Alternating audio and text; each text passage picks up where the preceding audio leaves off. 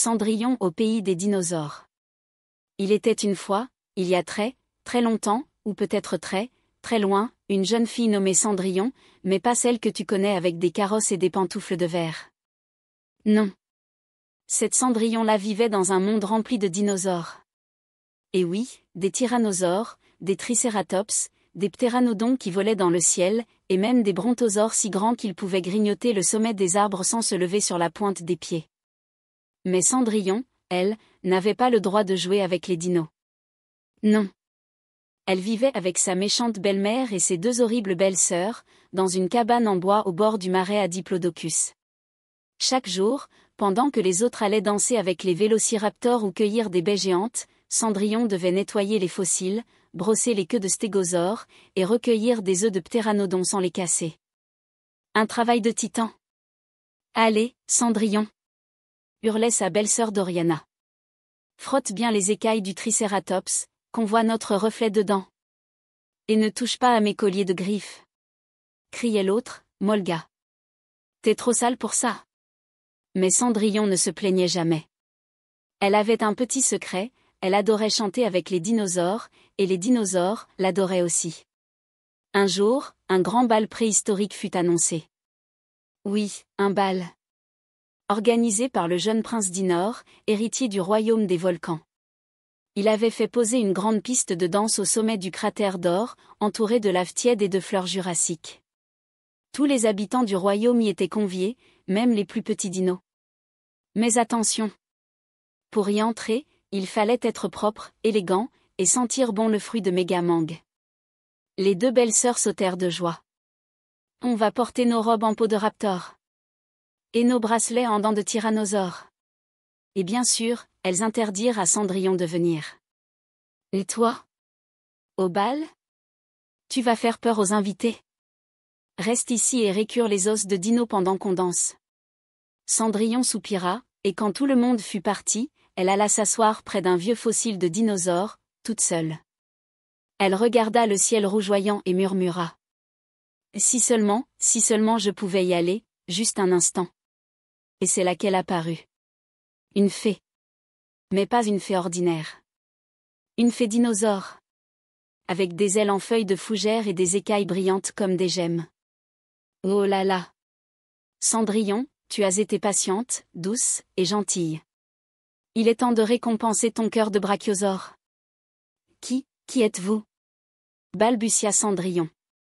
Je suis la fée fossile. Et ce soir, tu vas aller au bal. Elle brandit sa baguette en griffe de vélociraptor, fit un tour sur elle-même et... Pouf! La vieille brouette de Cendrillon se transforma en carrosse à dos d'ankylosaure, blindé et tout brillant. Sa robe, en guenille, devint une robe de feuilles dorées, tissée avec des fils de toile de spinosaure. Et à ses pieds, pas des pantoufles de verre. Non. Des sandales en ambre fossilisé, légères comme le vent, solides comme l'os. Tu as jusqu'au rugissement de minuit, dit la fée, et après, tout redeviendra comme avant. Merci, merci, s'écria Cendrillon, les larmes aux yeux. Et hop! Elle monta sur l'ankylosaure et partit au galop vers le bal. Oh, le bal! Le volcan brillait, la musique des tambours de Tricératops résonnait, et tout le monde dansait avec des plumes dans les cheveux et des colliers de coquillages géants. Quand Cendrillon arriva, tout le monde s'arrêta. Même les dinosaures levèrent la tête.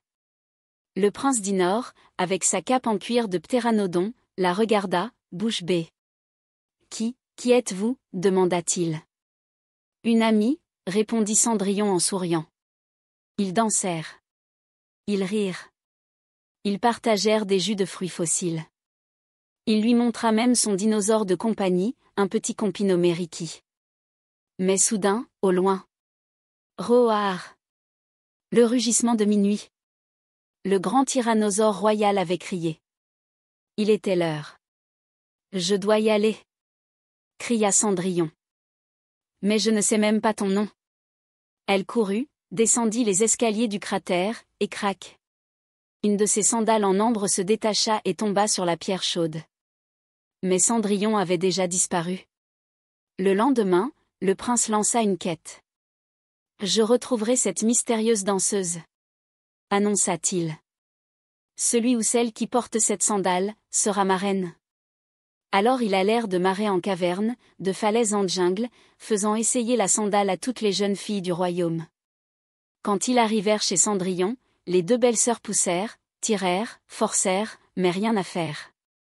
Leurs pieds étaient trop grands, trop crochus, ou trop couverts d'écailles. Et cette fille-là, demanda le prince en désignant Cendrillon, couverte de poussière de fossiles. Elle. Non, non, elle ne fait pas partie de la famille, cria la belle-mère. Mais le prince insista. Cendrillon enleva sa vieille chaussure, mit la sandale d'ambre. Et, clic, elle lui allait parfaitement. Le prince la regarda, et sourit. Je t'ai trouvé. Et c'est ainsi que Cendrillon partit vivre au sommet du cratère royal, avec le prince Dinor et tous les dinosaures qu'elle aimait tant. Elle créa même une école pour apprendre aux jeunes vélociraptors à danser et aux tricératops à peindre avec leurs cornes. Et la fée fossile? Elle revint parfois, pour prendre le thé avec Cendrillon, et voler un ou deux bonbons de fruits fossiles.